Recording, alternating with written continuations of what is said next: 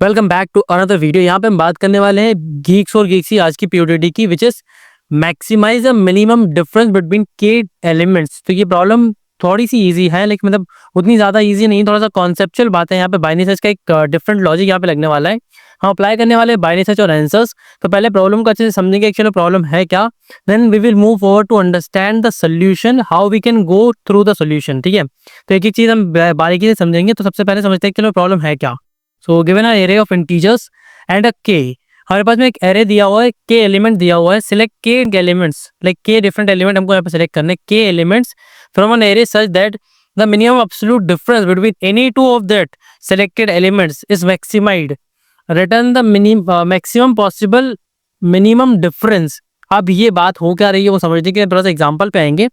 So problem statement तो already cover कर लिया है, अब एग्जाम्पल की बात करते हैं चलो प्रॉब्लम है क्या समझने के लिए। तो यहाँ पे कॉन्सेप्ट यूज हो रहा है सब सीक्वेंस का। अब सब सीक्वेंस होता क्या है, इसके अंदर से कोई भी एलिमेंट, मैं इंक्रीजिंग ऑर्डर कोई भी एलिमेंट अगर मैं यहाँ से उठाऊं, तो सपोज यहाँ पे मैंने उठाया 2, देन मैंने यहाँ पे उठाया 6, सॉरी 2, देन हम बोल रहे थे 5 उठाया मैंने, देन 6 उठाया। अब इन तीनों के अंदर कोई भी एलिमेंट ऐसा देखो जिसका जो डिफरेंस है वो मैक्सिमम आना चाहिए। इन दोनों का डिफरेंस देखूंगा तो कितना आएगा, 3 आएगा। ठीक है, इन दोनों का डिफरेंस देखूंगा तो 1 आएगा। ठीक है, तो अब इनमें से जो डिफरेंस आ रहा है वो मिनिमम डिफरेंस कितना आ रहा है, 1 आ रहा है। तो ये जब मिनिमम डिफरेंस 1 आ रहा है, it should be maximize, it should be maximize. मतलब इतने कितने भी पॉसिबल बन सकते हैं, 3 साइज के कितने भी पॉसिबल एलिमेंट मैं यहाँ पे ले सकता हूँ। ठीक है, अब 3 साइज का एक एलिमेंट मैंने एक बार 2 5 6 ले लिया। अब एक बार ट्राई करते हैं 2 2 5 का। ठीक है, अगर 2 2 5 लूंगा मैं, तो यहाँ पे मिनिमम डिफरेंस कितना होगा, देखो यहाँ पे इन दोनों का डिफरेंस कितना होगा, 0 होगा। इनका डिफरेंस कितना होगा, 3 होगा। तो मिनिमम कितना आया, 0 आया।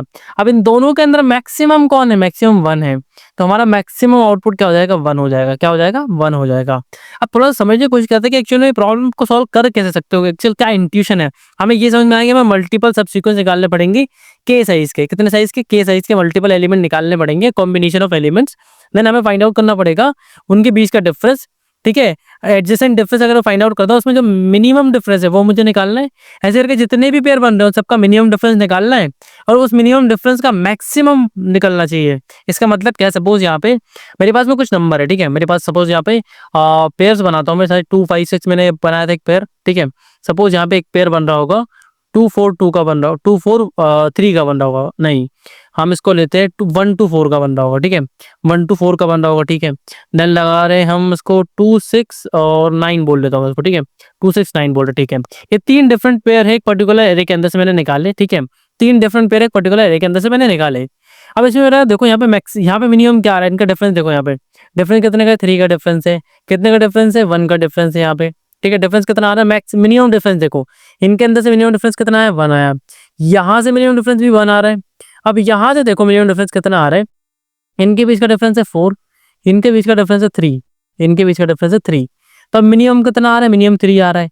अब ये जो तीनों में से मिनिमम निकाला है, इनका मैक्सिमम निकालो, इनका मैक्सिमम कितना आ रहा है, इसका इनका मैक्सिमम आ रहा है 3। तो हमारा फाइनल आउटपुट क्या होगा, 3 होगा। तो हमको यही निकालना है कि मैक्सिमम पॉसिबल आउटपुट क्या है, मैक्सिमम पॉसिबल आउटपुट क्या है। अगर मैं हर पेयर में से मिनिमम लूँ, हर पेयर में से मिनिमम लूँ, तो मैक्सिमम में क्या फाइंड आउट कर सकता हूँ, वो मुझे यहाँ पे फाइंड आउट करना है। अब प्रॉब्लम तो थोड़ी बहुत मुझे समझ में आ चुकी है कि चलो प्रॉब्लम में करना क्या है, मुझे डिफरेंट के साइज के पेयर लेने हैं एंड इनका सीक्वेंस कुछ भी मैटर नहीं करता, क्योंकि सब सीक्वेंस का मतलब होता है आपको कहीं से भी कुछ भी सीक्वेंस लेना चाहिए, इंक्रीजिंग ऑर्डर में होना चाहिए। सब सीक्वेंस ये कहता है increasing order on the basis of indexes भी हम बोल सकते हैं, या फिर आप वैल्यूज बोल सकते हो, किसी भी ऑर्डर में आप इंक्रीजिंग ऑर्डर में ले लो बस इसको, ताकि आपको सही वैलिड सब सीक्वेंस मिले, जो रिलेशन आप उनके बीच में बैठाना चाह रहे हो वो अच्छे से बैठ जाए। तो अब मुझे यहाँ पे प्रॉब्लम समझ में आ गई, मुझे करना क्या है। अब मैं यहाँ पे बात करने वाला हूँ कि एक्चुअल में कैसे मैं इसको सॉल्व कर सकता हूँ, क्या एक बेस्ट इंट्यूशन होगा इस पर्टिकुलर प्रॉब्लम को सॉल्व करने का। सबसे पहला तरीका बात करते हैं ब्रूट फोर्स अप्रोच की। सो सबसे पहली अप्रोच जो हमारी होती है ब्रूट फोर्स अप्रोच। सो ब्रूट फोर्स की बात करेंगे, बीएफ की बात करेंगे, तो बीएफ में क्या होता है, जनरली हम ऐसे सोल्यूशन की बात करें तो जो हर प्रॉब्लम स्टेटमेंट, सॉरी हर टेस्ट केस पे काम कर रहा होता है। जितने भी टेस्ट केस पॉसिबल इस क्वेश्चन पे लगा, किस क्वेश्चन के लिए लगे हुए होंगे, हमारा कोड उन सबको पास कर पा रहा होगा। बस टाइम कॉम्प्लेक्सिटी एंड स्पेस को ज्यादा लग रहा होगा उसमें, क्योंकि वो ब्रूट फोर्स सोल्यूशन है, बहुत ही ज्यादा नहीं, हर एक चीज को मिनिमाइज नहीं कर रहे हैं, हमारा हर एक चीज को मैक्सिमाइज कर रहा है। मतलब अगर मैं एक काम को एक तरीके से कर सकता हूँ, ठीक है, जिसमें 1 मिनट लग रहा है, ठीक है, तो मैं उसी एक काम को मैं 5 मिनट में कर रहा हूँ, लेकिन मैं हर एक चीज़ को अच्छे से कर रहा हूँ, ठीक है, मतलब इन डेप्थ में जाके कर रहा हूँ। अब ये 1 मिनट लग रहा है, हम इस सॉल्यूशन की बात करेंगे, 1 मिनट कैसे लग सकता है। ब्रूट फोर्स क्या होता है, 5 मिनट लग रहा है, ब्रूट फोर्स में 5 मिनट लग रहा है, ठीक है, हमको मिनिमाइज इसके 1 मिनट पे भी लेके आना है। अब बात करते हैं ब्रूट फोर्स इस पर्टिकुलर प्रॉब्लम के लिए क्या होगा। सबसे पहली चीज़ मैंने यहाँ पे देखा, डिफरेंट मेरे पास में क्या दिख रहा है, डिफरेंट पेयर्स दिख रहे थे, के साइज के डिफरेंट पेयर दिख रहे थे। तो सबसे पहली बात क्या होगा, के पेयर बनेंगे हमारे, के पेयर्स, ठीक है, के पेयर्स, या फिर हम इसको बोल सकते हैं हम बोल सकते हैं एक्स पेयर बनेंगे हमारे।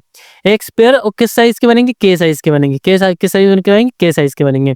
मतलब हमें एक लूप रन कराना होगा, उसके अंदर से हम हर बार हमें के एलिमेंट निकालने होंगे, उनका साइज क्या होगा, सॉरी, हर बार हमें एक्स लाइक पेयर बनाना होगा, एक्स पेयर बनाना है, x1 x2 x3 ऐसे करके मल्टीपल पेयर बनाने होंगे, उनका साइज क्या होगा, के साइज होगा। तो जितने भी पॉसिबल है सबको जनरेट करना पड़ेगा भाई। तो उनको जनरेट करने के लिए यहाँ पर टाइम लगेगा 2n, कितना लगेगा, 2n लगेगा, ठीक है।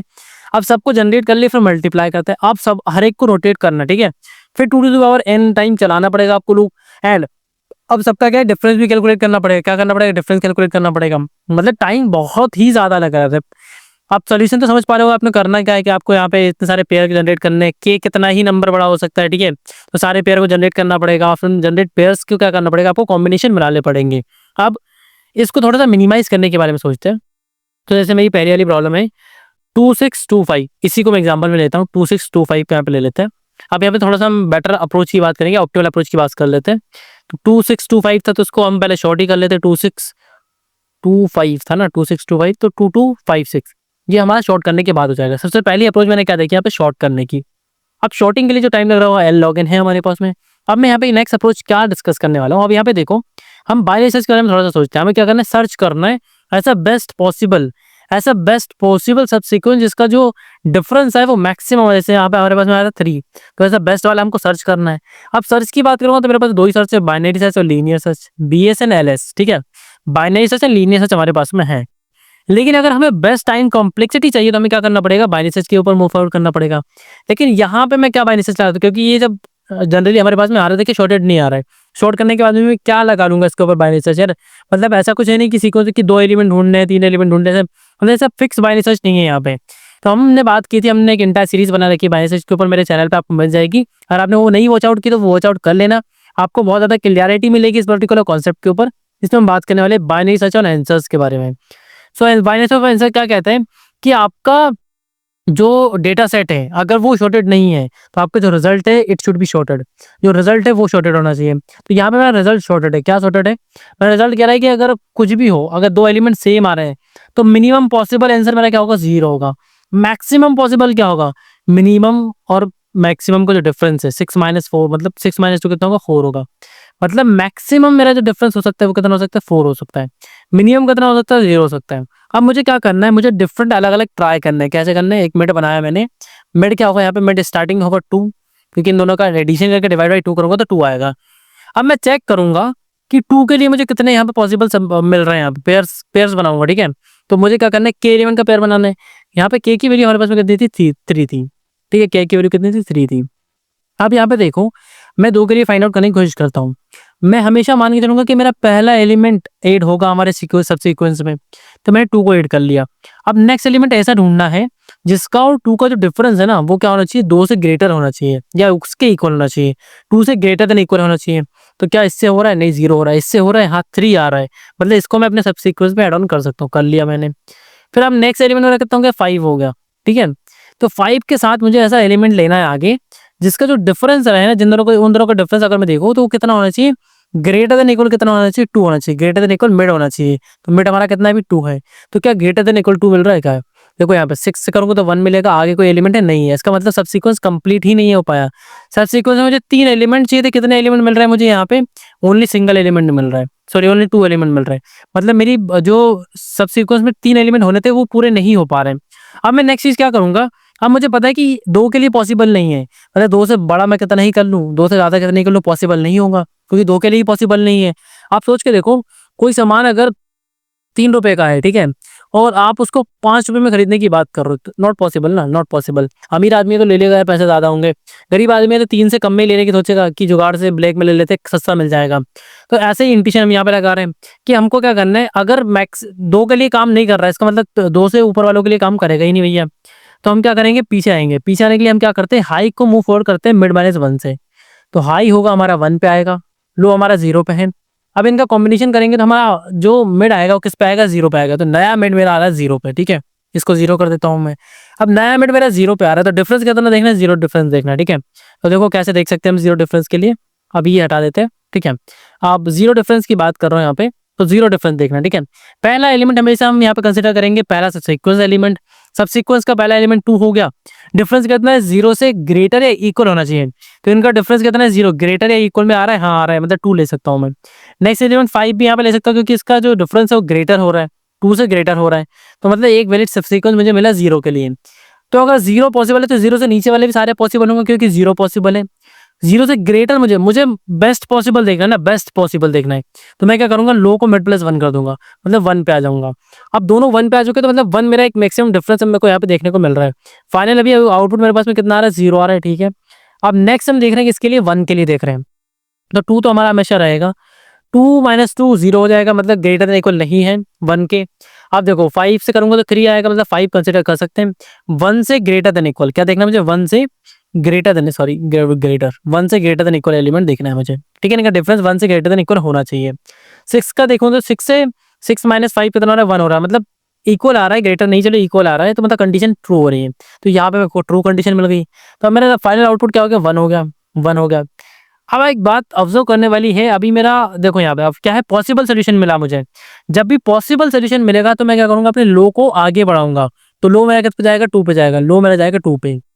अब यहाँ पे ऑब्जर्वेशन वाली बात आती है कि अब यहाँ पे देखो हाई किस पे पॉइंट कर रहा है, जो हमारा आंसर है। हाई किस पे पॉइंट कर रहा है, जो हमारा आंसर है। तो क्या मुझे किसी एक्स्ट्रा वेरिएबल की जरूरत है आंसर की, इसमें स्टोर करूँ कि आंसर क्या है, नहीं। क्यों, क्योंकि मेरा आंसर क्या है, हमेशा हाई जो रहेगा वो आंसर पे ही पॉइंट करेगा। तो हमारा आंसर क्या हो जाएगा, हाई हो जाएगा। यहाँ पे इंट्यूशन समझ में आया कि बाइनरी सर्च और आंसर कैसे काम कर रहा है, कैसे काम कर रहा है। टाइम एंड स्पेस कॉम्प्लेक्सिटी, हम इसका कोड समझने की बात कर रहे होंगे।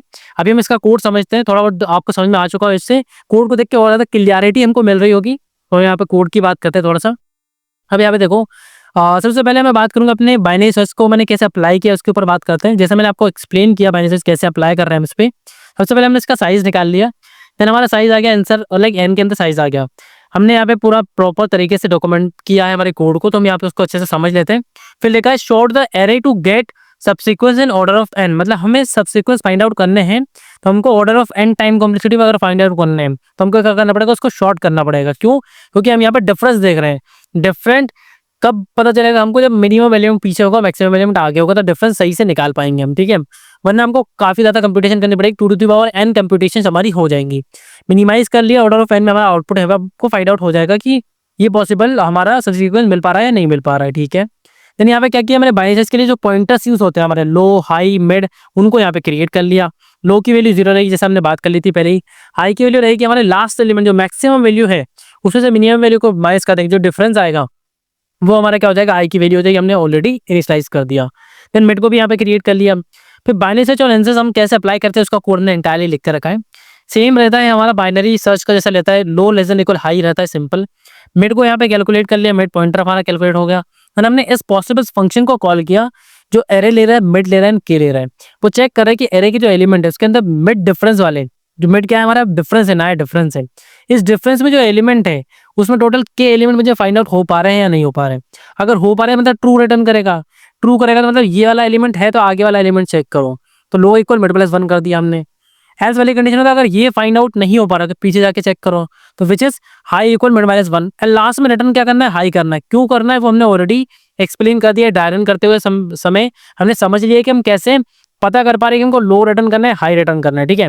ये थोड़ा सा बिगर कॉन्सेप्ट हो जाता है। आप चाहे तो यहाँ पे हमारा वेरिएबल ले सकते हैं, आंसर वगैरह, यहाँ पे आंसर को यहाँ पे पुट कर सकते हैं, उसके अंदर वैल्यूज यहाँ पे स्टोर कर सकते हैं। आप मिड की वैल्यू को स्टोर कर सकते हैं जब भी पॉसिबल होगा तो, ठीक है। नेक्स्ट यहाँ पे बात करते हैं हमारे इस पॉसिबल फंक्शन की। पॉसिबल फंक्शन काम कैसे कर रहा है, ठीक है। एरे ले रहा है। मेरे को अब यहाँ पे मैंने उसका नेमिंग कन्वेंशन दिया डिफरेंस के नाम से, डिफ नाम से, क्योंकि हम यहाँ पे डिफरेंस ही रखेंगे उसका नाम, क्योंकि हमें यहाँ पे एक डिफरेंस लेके चलना है ना। हम उसको मिड नहीं कंसीडर कर सकते हैं, वो बाइनरी सर्च के लिए मिड है, लेकिन यहाँ के लिए डिफरेंस है कि क्या डिफरेंस लेके चल रहा है हमें एलिमेंट के बीच में। ठीक है, कितने एलिमेंट फाइंड आउट करने, मिनिमम के एलिमेंट फाइंड आउट करने। जैसे ही के एलिमेंट फाइंड आउट हो जाएंगे हम रिटर्न यहाँ पे ट्रू कर देंगे। अब यहाँ पे मैंने क्या किया, प्रीवियस बना लिया एंड हमने क्या बना लिया, एरे का साइज बना लिया। प्रीवियस क्यों बनाया, क्योंकि हमें हमेशा डिफरेंस कैलकुलेट करना है प्रीवियस एलिमेंट से, कि लास्ट एलिमेंट कौन सा आया था उससे डिफरेंस देखना है हमको नए एलिमेंट का। ठीक है, अब यहाँ पे के को माइनस माइनस कर दी, क्यों, क्योंकि पहला एलिमेंट ही मैं कंसिडर कर रहा हूँ, सबसीक्वेंस का पहला एलिमेंट हमारा एरे का पहला एलिमेंट है, तो के को माइनस माइनस कर दिया। अब मुझे के माइनस वन एलिमेंट यहाँ पे फाइंड आउट करने हैं, तो मैं यहाँ पे लूप रन करा रहा हूँ फर्स्ट वाले एलिमेंट से, तो nth एलिमेंट तक, जितने भी इंटायर एरे के अंदर एलिमेंट्स है वहां तक।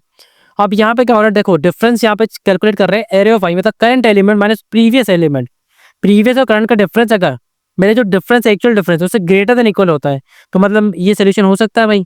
हम क्या करेंगे, ये हमारे सब सीक्वेंस के अंदर एड ऑन कर लेंगे इसको, तो के माइनस माइनस होगा, क्योंकि एक और एलिमेंट सब सीक्वेंस के अंदर एड होने जा रहे हैं। तो यहाँ पे क्या होगा, प्रीवियस इक्वल एरे ऑफ आई होगा, मतलब प्रीवियस हमारा नया एलिमेंट बन जाएगा, जो नया एलिमेंट है वो क्या बन जाएगा, प्रीवियस बन जाएगा, क्योंकि अब हमें क्या करना है, नेक्स्ट एलिमेंट फाइंड आउट करना है। ठीक है, देन यहाँ पे मैंने क्या किया हुआ है, नॉट ऑफ के का मतलब होता है जब के जीरो होगा तो ये ट्रू रिटर्न करेगा, एंड इफ ट्रू का मतलब होता है कि यहाँ पे सही है भाई, जो भी काम लिखा है अंदर कर दो, मतलब क्या लिखा है, रिटर्न ट्रू कर दो। मतलब मुझे इफ के एलिमेंट कंप्लीट, मतलब जितने भी के एलिमेंट मुझे फाइंड आउट करने थे विद डिफरेंस डिफ, डिफ के साथ जितने भी के एलिमेंट मुझे फाइंड आउट करने थे वो मिल चुके हैं, तो यहाँ से रिटर्न कर दो ट्रू, क्योंकि ये पॉसिबल सबसीक्वेंस फाइंड आउट कर पा रहे हैं इस पर्टिकुलर डिफरेंस के लिए। ओके, अगर ऐसा नहीं होता तो लूप के बाहर आके when not possible return false, जब पॉसिबल नहीं है इस पर्टिकुलर डिफरेंस के लिए, तो हम यहाँ पे क्या करेंगे, फॉल्स रिटर्न कर देंगे। एंड यहाँ से जो भी ट्रू है फॉल्स रिटर्न होगा उसके बेस पे यहाँ पे काम हो रहा होगा। ये ऑलरेडी हमने समझ लिया है, तो इंटायर इसको हमने समझ लिया, कोड को भी ड्राई रन करके भी देख लिया, कंपाइल रन करके चेक करते हैं कि हमारा जो कोड है सैंपल टेस्ट केस पे रन कर रहा है नहीं कर रहा है। सो रेडी फॉर इवैल्यूएशन के लिए राइट नो हमारा code, and you can see that कि सैंपल टेस्ट केस पे हमारा कोड पास कर चुका है। सिंपल सबमिट पे यहाँ पे क्लिक करूंगा, लेफ्ट साइड में आउटपुट दिख रहा होगा कि कैसे हमारा जो कोड है जितने भी टेस्ट केस क्वेश्चन पे लगे सबको पास कर पा रहा है, और अभी प्रोसीड हो रहा है हमारा टेस्ट केस। सो इसमें इंटायरली हमने समझा कि एक्चुअली प्रॉब्लम है क्या, क्या इंट्यूशन हो सकता है प्रॉब्लम को सॉल्व करने का, एक्चुअली में हमने प्रॉब्लम को सॉल्व किया कैसे, क्या उसका लॉजिक है, क्या ड्राई रन करके देखा हमने। इंटायर समझने के बाद में I am here to explain you what is problem solving, not the solution of problem. So I am explaining entirely in depth, सारी चीज़ों को बेसिक से लेकर एडवांस लेवल तक समझाना मेरा काम है, क्योंकि मैं आपको समझाना चाह रहा हूँ कि प्रॉब्लम सॉल्विंग क्या होता है।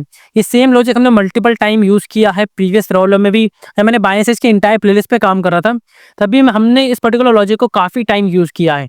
मल्टीपल प्रॉब्लम पे हमने इसको अप्लाई करके देखा, एग्रेसिव काउ वाली प्रॉब्लम थी हमारी, शिफ्ट डी डेज वाली कुछ प्रॉब्लम थी, ऐसे करके मल्टीपल प्रॉब्लम थी जिन पे हमने सेम लॉजिक अप्लाई करके देखा। तो वो जाके चेकआउट कर सकते हैं मेरी बायसेस की प्लेलिस्ट को, आपको लिंक डिस्क्रिप्शन में मिल जाएगा, और आप चैनल को भी चेकआउट कर सकते हैं, बहुत सारा कोडिंग रिलेटेड कंटेंट आपको वहाँ पे मिल जाएगा। सो इस वीडियो के लिए इतना ही, मिलते हैं नेक्स्ट वीडियो में। Till then keep learning, keep progressing, thanks for watching.